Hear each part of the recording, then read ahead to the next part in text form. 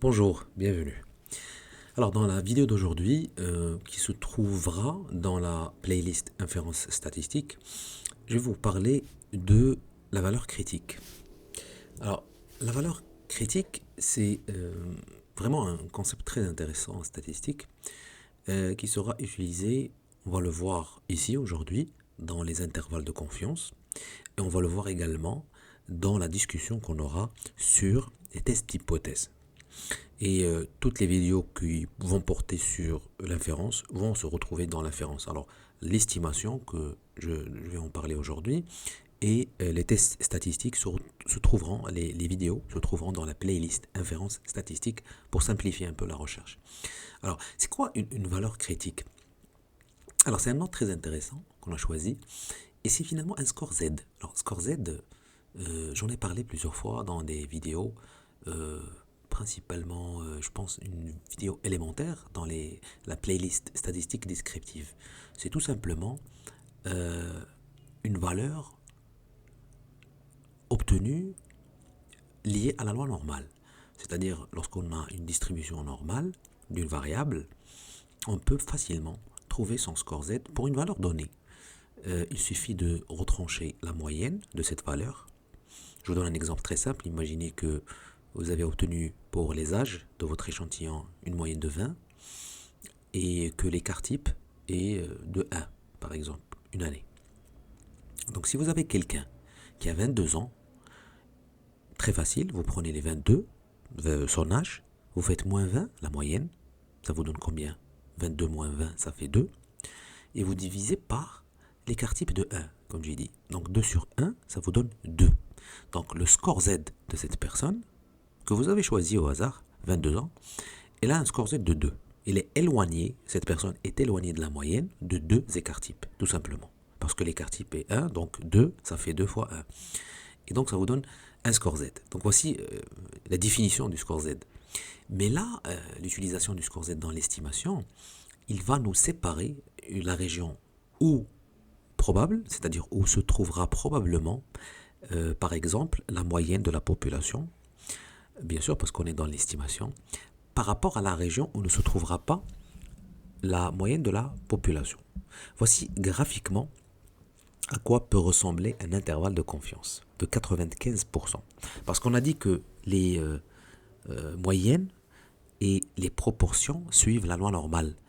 Euh, Bien sûr avec des conditions. J'en ai parlé dans la vidéo où je parle de théorème central limite. Je vous invite à visionner cette vidéo. J'explique un peu pourquoi est-ce que la loi normale est utilisée pour faire de l'estimation. Pour la moyenne, dans ce cas, mu, regardez sur le graphique, mu en bas, c'est la lettre grecque utilisée pour désigner la moyenne de la population. Ou bien une fréquence quelconque.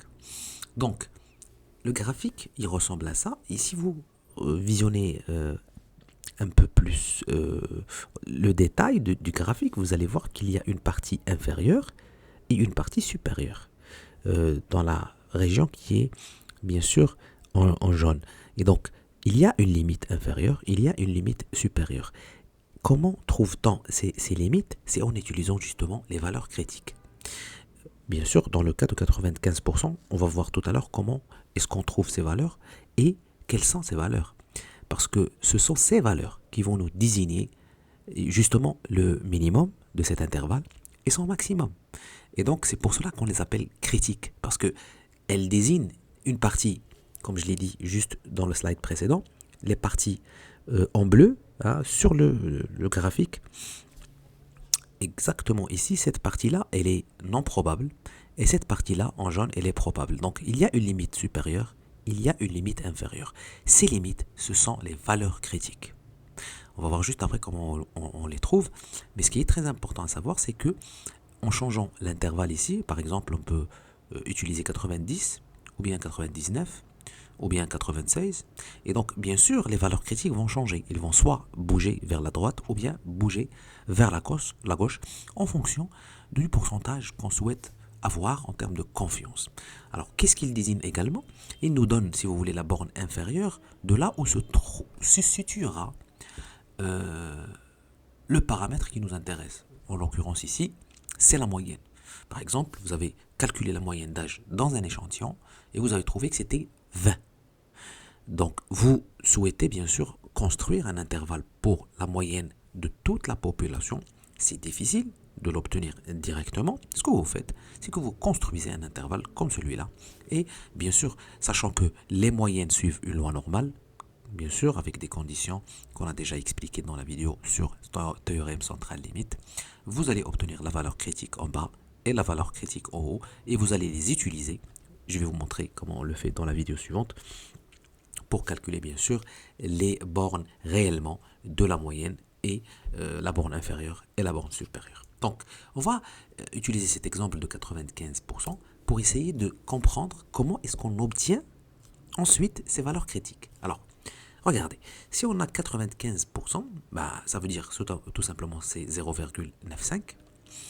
Et donc le alpha correspondant, j'en ai parlé dans la vidéo où je parle justement de alpha, dans la même playlist. Donc le alpha c'est tout simplement 1 moins ça. 1 moins ça parce que, je reviens ici, regardez, la loi normale nous dit que l'ensemble de la probabilité en dessous de cette courbe, c'est 100%. Donc si vous avez 95% ici, c'est que certainement vous avez ici et ici 5%. Et 5%, bien sûr, c'est 0,05. Mais oui, je reviens encore une fois à ce graphique, parce que vous voyez bien qu'il y a une partie ici et une partie vers la droite. Et donc, on va prendre les 5% et on va les diviser en deux. Ça nous donne tout simplement 0,025. C'est 0,05 divisé par 2. Donc, je reviens encore une fois au graphique. Ça veut dire que dans un intervalle de 0,95, vous aurez 0,025 ici et 0,025 ici. Donc, maintenant qu'on a identifié la valeur de alpha sur 2, parce qu'il s'agit d'un intervalle de confiance, comment trouve-t-on la valeur critique? Il faut tout simplement chercher sur la table de la loi normale, centrée réduite, le score Z qui correspond à 1 moins ce que vous avez obtenu, c'est-à-dire 1 moins alpha sur 2. Pourquoi?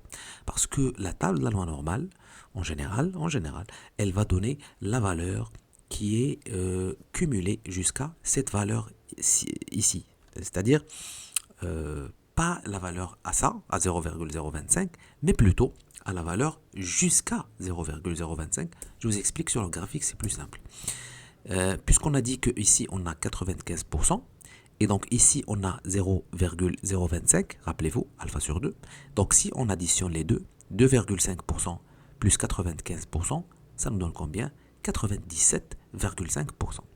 Donc je répète, 95% plus 2,5%, ça nous donne 97,7%. Donc le cumul, regardez ma souris, jusqu'à ici, c'est 97,5%. Donc il suffit d'aller à la table et de chercher la probabilité cumulée jusqu'à ça, le Z correspondant, ça sera exactement notre valeur critique. Donc, on a identifié 0,975. Je passe à la table de la loi normale et bien sûr, je ne sais pas si j'ai présenté comment faire, mais c'est pas très compliqué. Dans la table, vous avez les Z sur la colonne à gauche, et sur la colonne ici, plutôt la première ligne. Donc, on cherche le cumul ici, parce qu'on s'intéresse à la probabilité, et donc 0,975, on va chercher le Z correspondant. Regardez, on va chercher sur la ligne, c'est 1,9, et il nous faut la deuxième décimale, vous allez la trouver ici dans le croisement, sur la partie supérieure, c'est un 6. Donc, le Z correspondant, c'est 1,9 et 6. Et c'est exactement la valeur critique qui correspond à une probabilité de 0,975.